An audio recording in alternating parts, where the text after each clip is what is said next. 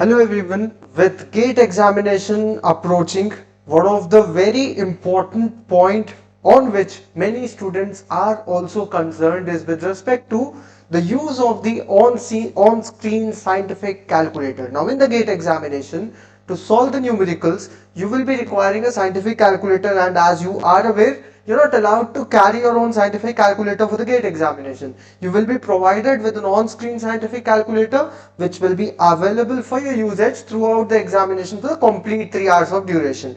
So it might be a bit of different in terms of interface with respect to the scientific calculator which you might have been used to probably on your cell phone, on your mobile phone, or on the physical scientific calculator. So in this video, we will be with some examples. We'll be discussing the usage of this on-screen scientific calculator of the GATE examination.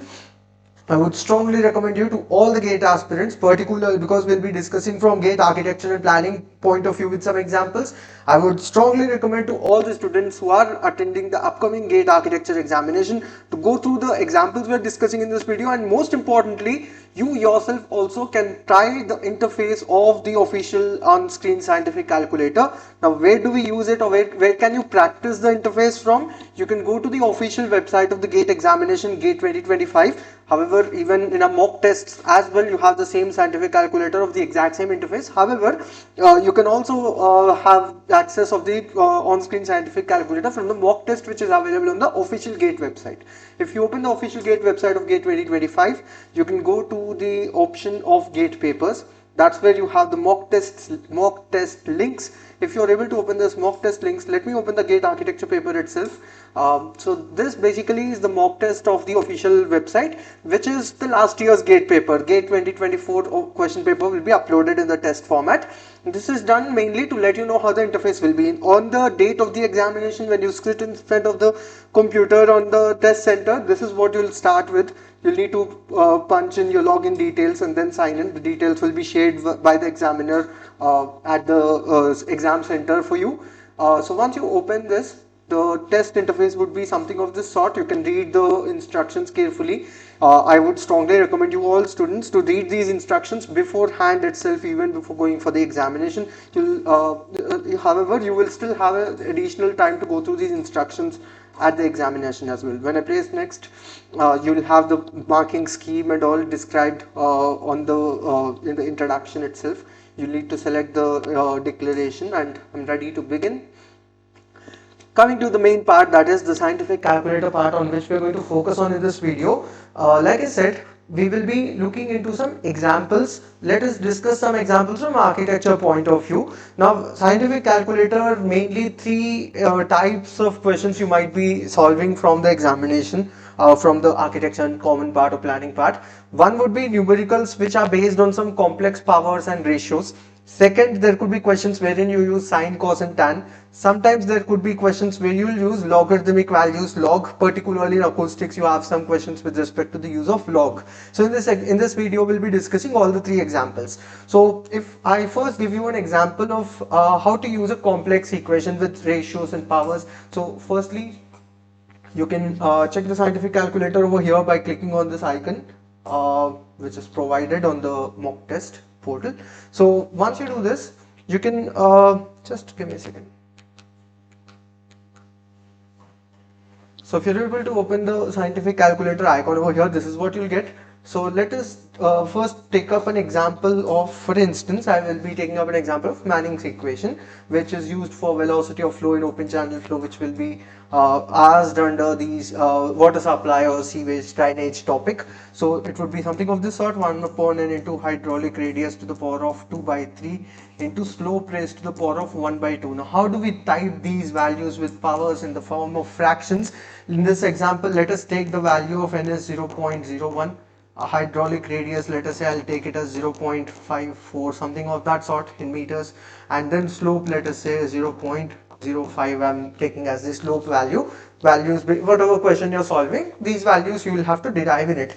Here we're not focusing on the conceptual part of the equation, but we're just looking into the usage of the scientific calculator. So first thing, before you solve any such question, particularly the ones with complex equations, before you type in into the scientific calculator, I would strongly recommend you to first write down the formula, the given values, and what are we calculating. You can write that on your rough book, the booklet which they give you for the solution for solving. So you can type in, so what we are basically going to calculate 1 upon n, that is 1 by 0.01 into slope raised hydraulic radius to the power of 2 by 3, that is hydraulic radius is 0.54 raised to the power of 2 by 3. 0. Slope, that is 0.05 raised to the power of 1 by 2. This is what we are trying to calculate in this particular question. So let me type in this into the scientific calculator. So one thing, you need to use the brackets, the parentheses very carefully in order to get the correct answer. So first let me type in this value, open the brackets, 1 upon 0.01 close bracket. So this is the value for the first bracket. So you have an input and an output box. Basically the one on the top, that's the input box. The answer you'll get in this output box at the bottom. So this multiplied by, open the next bracket and then type in this portion, open bracket, 0.54 raised to the power. So for power you'll be using x power y, open brackets again, within which you need to type in 2 upon 3. So 2 by 3. Close the bracket. Now what you get over here, this is just the value of 2 by 3. So don't think that this is the answer for this complete equation. If you close the bracket again, why am I closing twice? 2 by 3, that has to be closed first and then this portion. So once you do it, the value which you have over here, this is just the value of the second bracket.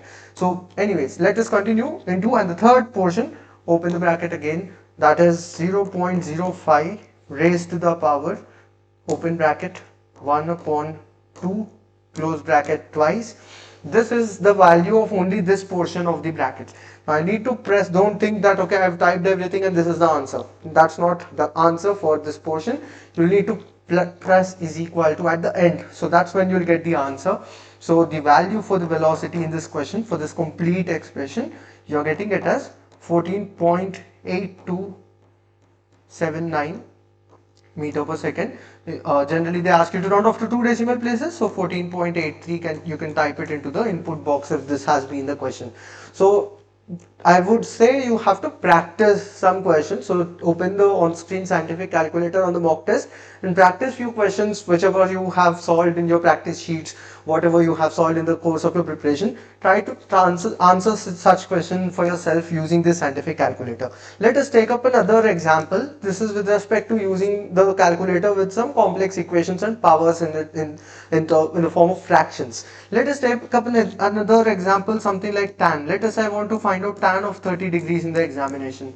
Now unlike how you generally use on your mobile, if you have been practicing, you generally type tan first. So if you do that over here, tan, you'll get the value of tan 0 directly. So first thing is, you need to first type the input value and then press the tan button. There are two options, degrees and radians. You have to ensure that it is in degrees, because in the gate architecture, radian based questions are never asked on any topic, at least not frequently. Have not been asked at least in last few years. Never you have such questions. So it's always degree based questions. So you have to set it to degrees. That's the first thing. And then first type the value for which you want to find the tan. So 30 is 30 degrees now. Now press tan. Be careful, tan H is not what you use for normal tan. You will have to type tan and then you'll get the value for it, 0.577. So that's the output value which you're having over here. So remember, it is expressed as tan D over here. That D basically stands for degrees, so don't get confused. Why is it mentioned as tan? It is normal tan 30 degrees. D stands for degree over here, so don't get confused on that point. And just, you might feel I'm talking about very basic simple points, but these aspects, if you're not aware, it can create a additional level of confusion in the examination, which can be very detrimental on your marks moving ahead in the examination. So you have to be clear on these basic points. Moving on to the next aspect, let us also see how do we use log. For instance, something in acoustics, let us say the conversion of SPL to SWL, sound pressure level and power level. If you look into that conversion, sound pressure level is sound power level minus modulus of 10 into log of q by 4 pi r square. Let us say you have a question which is based on this concept. So in this equation, let us say I have the values of sound power level as something like 60 decibels, let us say, and then the value of q, let us say it is 1, non-directional point source, the directivity factor will be 1 for that case, and let us say the distance of the point at which we are measuring the decibel value for sound pressure level, let us say that is 10 meter distance. So let me substitute these values and see what will be the sound pressure level value. So what would be the answer? Sound power level is 60 minus modulus of 10 into log of 1 upon 4 into pi into r square. R is 10, so 10 square, that is basically 100 in this question. So always work from the complex part. So this 60 minus something, that is simple. So let me find out this particular value first. So you can multiply it with 10 also later. Just let me first find out this log value first. So if you are confused or if you're not confident in typing lengthy equations into the calculator, you can always work with parts, write down the values in the course, and then find out the final answer. Even in the previous example which I gave you for Manning's equation, you can individually find out the values for all the three terms. 1 upon n, separately find out and write it down. Hydraulic radius to the power of 2 by 3, separately find it out and write it down. You can do that. Only thing, if you're separately doing out, remember, don't do a mistake in rounding off. Whenever you round off something before the final answer, you should always round off at least to 4 decimal places to have an answer within the range. So let me do this. Let us first find out log of this value. Again, just like sine, cos, tan, you should not directly type log. You'll get log 0. First type in the input value within the brackets, then press log of that value. So first let me find out 1 upon, I'll be using brackets, 1 upon, I will open a new bracket, 400 pi, this is 4 into pi into 100, so I'll just write it as 400 multiplied by pi value. Pi is already given over here, so you can use that instead of 3.14. I've used that, close the bracket. This is just the value of the, again, this is not a correct usage of brackets. This value what you have over here, that is just the value in this brackets, 400 into pi. You need to close it again, that's when you will get 1 upon 400 pi value. So this is 1 upon 400 pi. This is again not the value for log. You have to also press log for this value finally. So let us say now I press log. So you now have so if you see carefully, it is giving you 1 upon log. So you need to cross check if you have done it correctly or not. So this is not what I'm calculating. I'm not finding out 1 upon log of 400 pi. I want log of 1 upon 400 pi. So open the brackets, 1 upon, open brackets, 400 multiplied by pi, close the bracket twice, press is equal to. Now for this I need to find out the log value, right? So just not by not pressing equal to also, you will, now it is correct. This is what I'm looking for, log of 1 upon 400 pi. So this basically will be 60 minus modulus of 10 into this will be 30 point, you need not do that, 10 into is just one decimal forward, 30.9921. Now you see I'm rounding off to 4 decimal places because it is something before the final answer. So 60 minus 30.9921, you can do this separately. 60 minus 30.9921, that's the answer, 29.0. The final answer you can round off to 2 decimal places. 29.01 decibel will be the answer for this question. So you need to use the brackets carefully, that's number 1. Number 2, first find out, first put the input value and then press log or sine, particularly for log and sine. For exponents with respect to fractions, I showed you how to use the brackets.